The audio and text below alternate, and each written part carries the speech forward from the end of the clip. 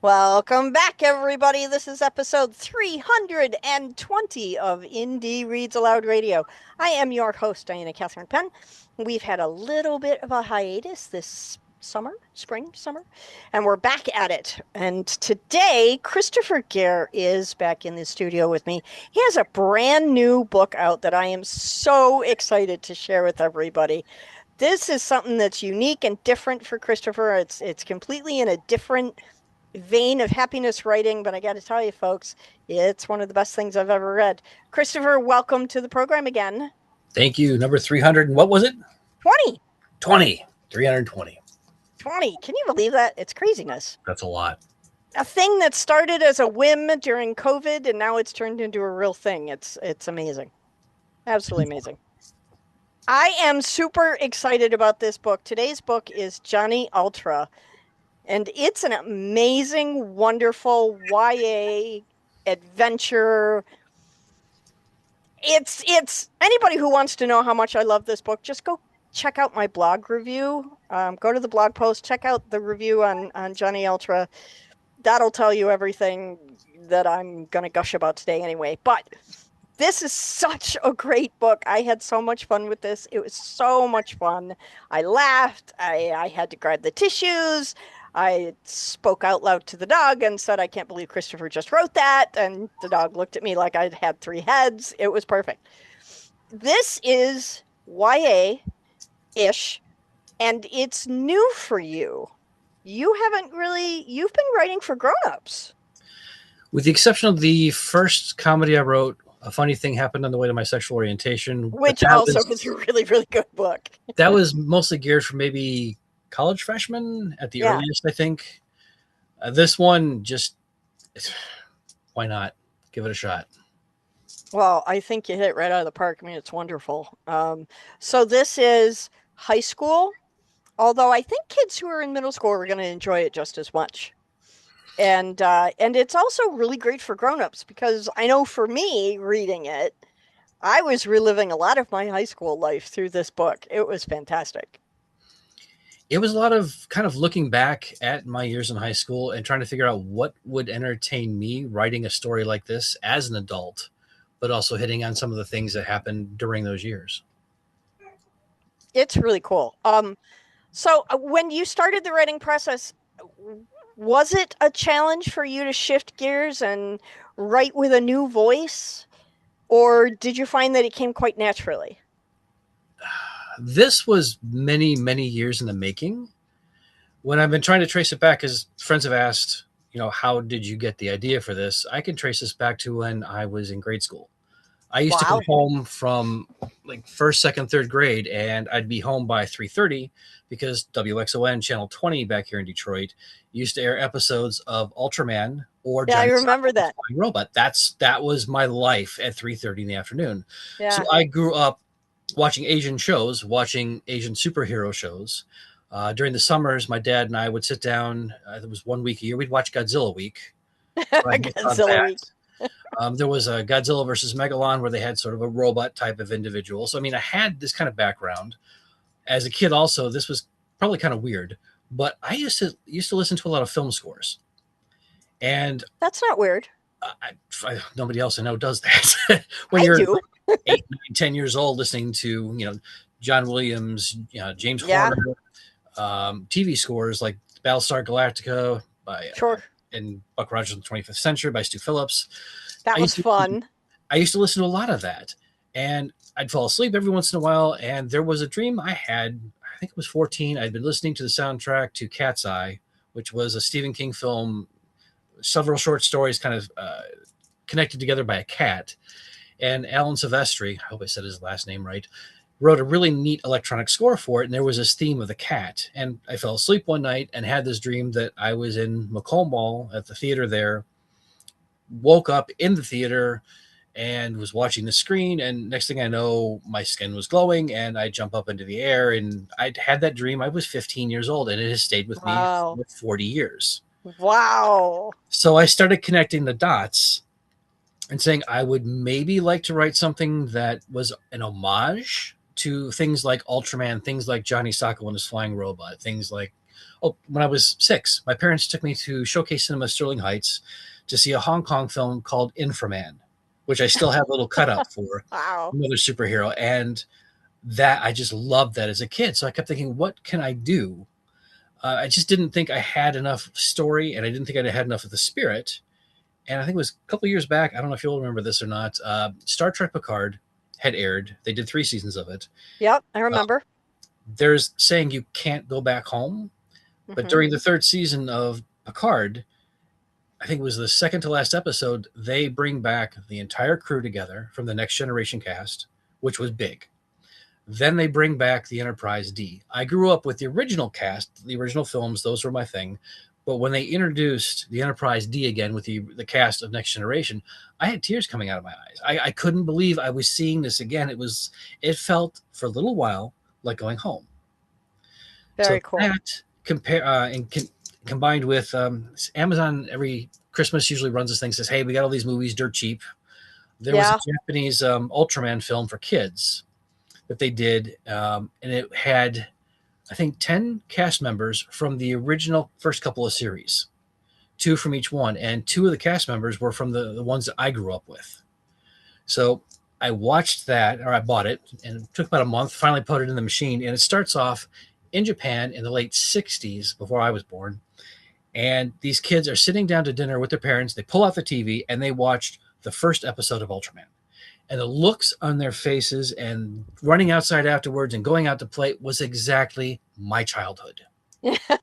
So watching that film, and at the very end, all the actors from the original film, they all of a sudden remember that they were Ultraman, and they transform and they end up going after the creature who's threatening the Earth. And I had tears coming out of my eyes at that point too. And I'm like, I've got to do something. And that was the impetus to finally say, I'm going to do this. I'm going to sit down and see what comes out. I'm really excited that you finally decided to take this step because I mean, I've always known you to be just an astounding author. I've told you this many times, and everybody I come in contact with, you are my first author crush. I mean, I can't even begin to tell you how much I love your work. So I'm really excited to see this new iteration of your imagination coming out. It's very, very exciting for me. You're going to read a little bit of it for us today. Yes. Yes? Yes. Cool. Do we need any setup for this, or can you just jump into reading? It's going to happen, I believe, in the prologue. I'm going to start at the very Okay. beginning, almost the very beginning, where it's for those who haven't read it. Hopefully, there's about 900,000 of you who haven't read it yet, who will. And you will. Hopefully, it essentially starts off with 2 first graders, and we have Gabriel, we have Sho. Sho is Japanese. Gabriel is Caucasian. And Gabriel's parents have just died a month earlier. He's gone to live with his aunt and uncle, and there's very little love there. It's just more of they feel they have to do it, so they take him in. Gabriel is in his first day of school. He meets Sho, and Sho is just larger than life in terms of personality. He is this little person, which is a bundle of personality. Yeah. And Gabriel is just very, very quiet. He doesn't want to bother anyone in life. He doesn't want to be bothered in life. And Sho just basically says, we're going to be best friends. He calls Gabriel Gabe, and Gabe tells him the first day, he's like, well, my name is Gabriel. Show's like, everyone else is going to call you that. I'm calling you Gabe.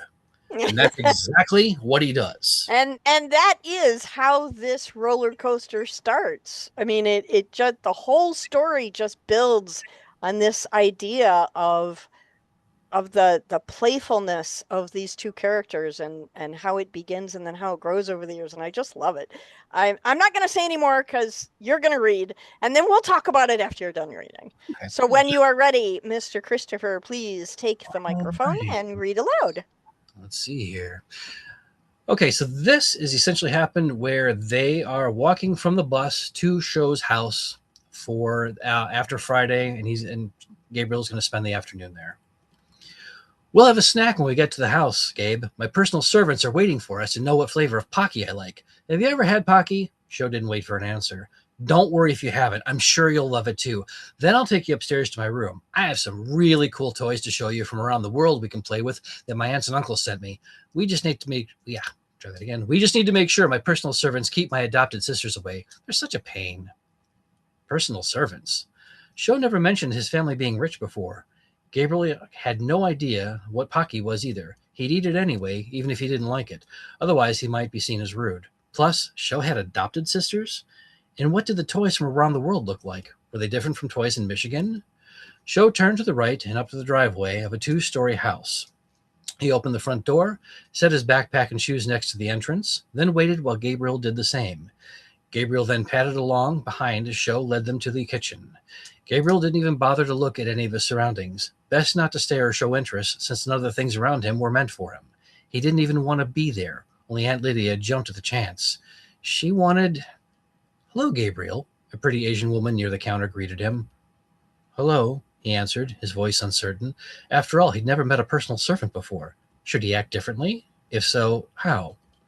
"Have a seat next to Sho." She motioned with her hand toward a large table. "Thank you." Gabriel watched as Sho sat down, then reached over and pulled the chair out next to him. Gabriel sat, eyes downcast, and waited. Two girls who appeared to be a couple years older than Sho entered the room and sat down across from them. The woman set a small plate down in front of each of the two boys with what looked like long, thin sticks with some kind of pink coating covering a little less than half of them. Didn't Sho say it was a snack? People ate sticks? Maybe Sho was playing a trick on him. The girls each received a plate of sticks too, only instead of pink covering, theirs looked like chocolate. A tall Asian man entered the kitchen and took a seat at the end of the table, facing them all. He seemed tall, sitting too, and intimidating because of that. Did personal servants sit with the family? The man gazed at Gabriel. "You must be Gabriel." Gabriel avoided eye contact like he did at home, and instead turned his attention back to the table. "Yes, sir." "Hello, sir." "How was school today, boys?" "It was 6 hours of my life I'm never going to get back," Sho complained. "Can we have your lawyer, Sue?" "That's not how it works, Sho." "Well, they're teaching us the wrong 5W words." Sho picked a stick up off the plate and bit the end of it with a loud snap. "Nobody cares about who, what, when, where, and why. They should be teaching us about wealth, waffles, witches, wizards, and Wheel of Fortune." Gabriel remained silent. This felt so awkward. He could barely handle being around Sho, but surrounded by two personal servants and two adopted sisters with sticks in their plates in front of them? Why couldn't he simply meet Sho's parents so he could leave? His aunt and uncle's house might be miles away, but he'd walk if it meant escaping his current circumstances. "You're very quiet, Gabriel," the man smiled at him. "I hope you don't feel uncomfortable." Gabriel glanced up toward the man. "No, sir. I was just wondering when Mr. and Mrs. Tashiro will be home so I can thank them." The man laughed out loud. "I'm Mr. Tashiro." He pointed toward the woman at the counter. "And this is my wife, Mrs. Tashiro. We're Sho's parents." The woman, apparently Sho's mother, joined them at the table. "Who did you think we were?" Gabriel's face felt like an inferno, and he couldn't remember the last time he felt so embarrassed. "Sho told me you were his personal servants." "Sho?" Mr. Tashiro shot his son a stern look. "Parents, servants," Sho shrugged. "They both ended in S. It's an easy mistake to make." Gabriel turned towards the two girls, a few years older than himself. "And you must be Sho's adopted sisters." "Mom," the oldest girl shouted, "Sho's telling lies about us again." "Sho," Mrs. Tashiro snapped. "Am I the only one who thinks it's odd you've never been able to show anyone a birth certificate for either of them?" Sho crunched more of his Pocky stick. Gabriel finally got curious enough, picked up one of the sticks from his plate, and bit off an end. It tasted like a strawberry cookie. "Thank you for inviting me to come over today and for the snack. It tastes really good." "You're..." Mr. Tashiro did a double take. "You're very welcome, Gabriel." "I told you he's polite." Sho folded his hands on the table. "See, Gabe, so many white people don't have manners, and then they have kids who don't have manners, so it always takes my parents by surprise when a white person does." Mrs. Tashiro's mouth dropped open. "Sho! You should hear the things my parents say about white people when they're driving down the street or out shopping." "Sho!" Mr. Tashiro's face turned crimson. "That's not true." "Sho's the reason we don't have friends," one of Sho's sisters grumbled. "Speaking of manners," Mrs. Tashiro stared at her son. Mrs. Toffolo called again. "Speaking of witches," Sho rolled his eyes. Wait, wait, that's where you're going to stop? That's where the chapter ended. Oh! Go upstairs. I absolutely love this one. It's so much fun. So much fun. Anybody who hasn't read it yet, go out, buy a copy. It's well worth your time, and you're going to want to read it over and over again because it's just so entertaining. Is there going to be a sequel? I mean, no spoilers, but I'm guessing there's the potential for a sequel, or maybe another story set in this circumstance or similar circumstances with these same characters? If the book does decently, if You um, mean if you get enough people contacting you and saying we want more? that, and if I see enough with sales to say, hey, you know what, this I Okay. hit something with this. This is going to be worth a year of my life to Okay, write. so That all of Kristoffer's contact information is on the show notes. Everybody write to him and tell him he needs to write another book. the This is funny the thing is, funny thing mandate, people. of the reviews that I've gotten so far, of the ones who have reviewed it, Yeah. they have liked it enough to say, I would like to know more. I'd like to see these characters again. Well, then there's your answer. 5 people. Well, the book, in all fairness, the book has only been out for a short time. Yes. So And it's something it new. is brand new. It's something it's outside of my comfort zone. It's outside of what people have been used to reading from me. Well, and I think maybe comfort zone is a misnomer, because I got the impression you were tremendously comfortable writing this book. It's just not the usual for you. Sho made it fun for me. The character Sho, I'm fairly convinced that if I had been born in the United States as a Japanese youth, with my personality, that would have been me. Sho would have been me. Yes. I saw similarities, I must admit. Yeah, it was a little scary. But if the opportunity were to arise, I have, I think, enough for 2 more stories with them. Good, because we need more of this. I think one of the greatest things I love about this book is there's a wonderful foundation of friendship and loyalty inside friendship, and allowing these 2 characters to really be seen as they are instead of who everybody else wants them to be. And that is the strongest reason I can imagine for you writing more in this world with these characters. I think we need to see more characters like this. I think we need more of the underdogs to come up and stand in the spotlight for a little bit. And I love that you did this for readers. The tricky part, though, when I knew I was going to have a character who was in high school who is gay, Gabriel is gay, Sho is not, to have a friendship between the 2 of them where it doesn't matter. And for Gabriel to be gay, but there's no romance in this book. There's no kissing. There's no sex. There's a couple of minor bad words here and there. But the book for me, yeah, it's Johnny Ultra. It kind of suggests a superhero novel. Yes, there are superhero tropes in it, but that's very secondary to the friendship. The friendship had to be solid. It had to be front and center, and it had to be believable if you want to continue reading this book. Absolutely. And I think you did an extraordinary job with that. That was the strongest takeaway. We talked about it just after I read the book, and that was the strongest takeaway that I had from this story, is that it made me feel like all those years I spent not being seen, finally I was seen.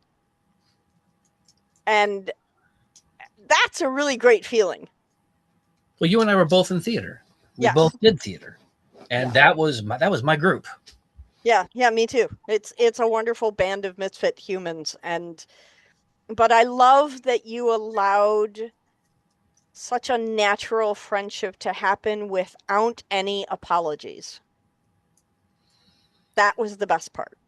And there were reasons for their friendship and why they worked, which I didn't realize in the very beginning of it. And one of the things you and I talked about is when I first started writing it, I put the 2 characters together. I think it was at the school scene in the beginning of chapter 1, and I just put them next to each other and let them talk. And that's how I figured out who they were. And something that Sho says in the first chapter was, I'm not your sidekick.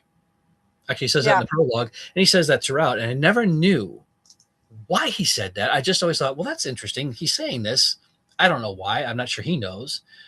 And then finally, about halfway through the book, I was writing one of the chapters, and I'm like, son of a gun, that's why he said it, when he bothered to explain it to me. And that to me, that was a revelation, because it made him make sense. Sure. Yeah. And not only that, but it really does for the reader, it really drives that moment, that epiphany moment that you just described. It really drives home the whole purpose for this story. And it really, it makes me want to go back and read it again so that I can have that moment all over again. I It's a didn't very, very gloss. cool thing. I didn't gloss over some things either, like Gabriel being gay. I don't gloss over it. I mean, he's called names in school. People Sure. pick on him for it.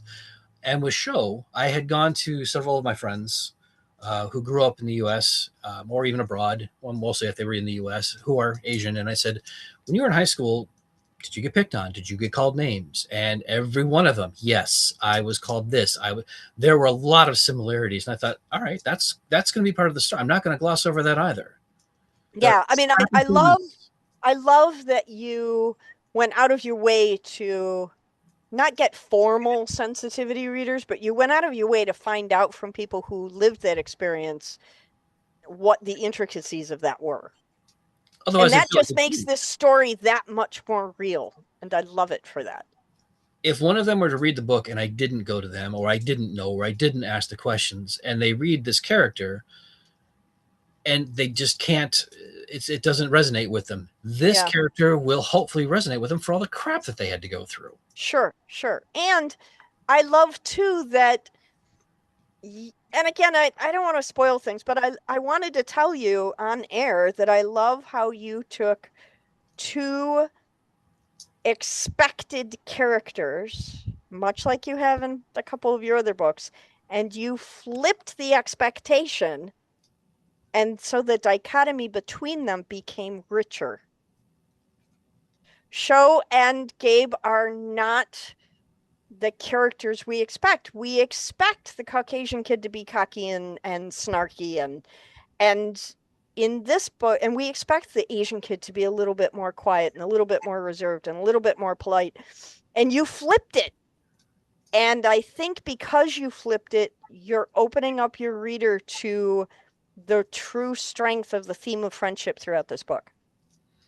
Not everybody who's Asian has a tiger mom. That's such a cliche. And there is the cliche of how Asian students will act. Yeah. And I kept thinking, what if an Asian student acted like me?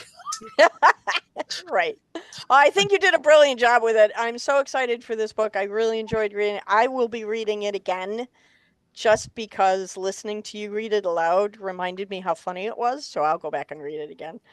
Um, what's next for you? What are you working on now? I've got about 8,500 words. Well, I think I got about 8,500 words started on 2 books. I'm going back and forth trying to figure out, okay, which one do I really want to do right now? And Mhm. I'm 95% certain the direction that I'm going to go. I'm just Okay. not going to say yet until I get a bit more written because, Yeah, you're super cagey about that stuff. You never let on when you're working on a project. I always have to wait. well, it's also 11 months before it's going to come out. Why ruin a surprise now? And then if I change my mind, I'm like, oh, I already said this. So, Right. Well, that makes sense. but all right. Yeah. Uh, Okay. I'm 95% saying I'm 100% sure of what I'm going to do next. I okay. just need to be able to, which is hard during the summertime with yard work, Yeah. but to just sit down and write it. It's funny because even at the gym, I will sit there and I'm like, oh my God, I love that. Okay. Now sit there and I will email myself on the treadmill, put this reference in there. Otherwise, I'm going to lose it. I'm going to forget it by the time I get Yeah. home. I'll be like, Yeah. what the hell was I trying to do? What was that point of it? Yeah. This is why for years I've had a grease pencil in my shower Oh, I love that idea. because I don't want to lose. Just go to the art store, get a real cheap little grease pencil, write on the walls. Then when you get out, you can transfer it to paper and then just take the bathroom cleaner and spritz off the walls and you're ready to go for the next day. I see the problem with that is that if my husband's home, I will write notes to him. He'll just get irritated with me. Well, all right. You guys have two bathrooms, don't you? Yeah. Yeah. Yeah. Okay. See, problem solved. Okay. So the last question I have for you before I let you go is, um, the last book we read from you was Snow Angels in the Dust. Yes. And I absolutely loved that story. And I'm curious about if you have another future project that might include those characters. Do you remember the lawyer, Rebecca? Yes. Yes. I have plans for her. Very cool. Okay.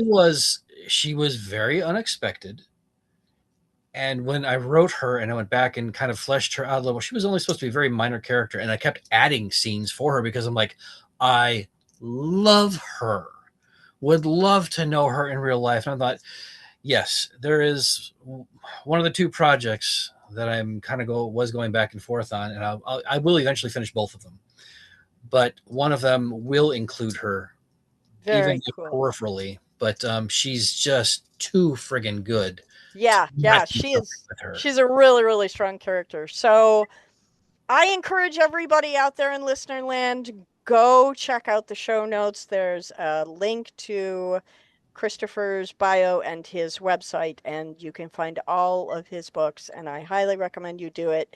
You will not be disappointed. He's an amazing author, and he's a very spectacular human being. Thank you so much for being on the program again, Kristoffer. My check to you will be in the mail tomorrow for all the compliments. I appreciate that. Thank you. No, you don't pay me for those. Those come from the heart. You don't And you have know to. I'm one of your biggest fans too, so we're good. Well, but you're a better writer than I am, so sorry. No, I'm not. We can argue about that off camera. Have a marvelous evening. Thank you so much for coming on the program, Thank and you. please come back again when the next project's done. You know how to hunt me down. You know where I live. I do know where you live. Thank you, Kristoffer. Thank you.